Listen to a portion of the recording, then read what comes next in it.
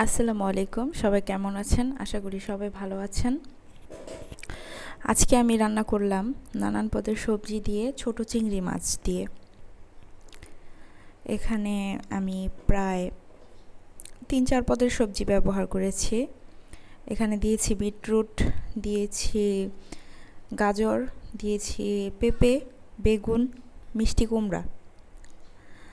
আচ্ছা, প্রথমে আমি কি করেছি, প্রথমে আমি তেলের মধ্যে আগে চিংড়ি মাছটাকে ভেজে নিয়েছি।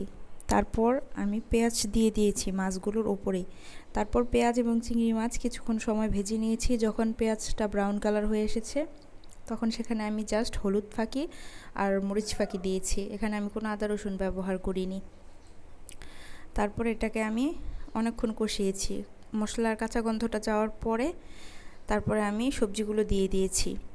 আচ্ছা, আরেকটা কথা বলে নিই, সবজিগুলো দেওয়ার আগে আমি সবগুলো সবজি একসাথে করে ভাপ দিয়ে নিয়েছিলাম, কারণ সব সবজি থেকে এক ধরনের একটা গন্ধ আসে, তো ওটা ভাপ দিয়ে দিলে ওটা গন্ধটা থাকে না।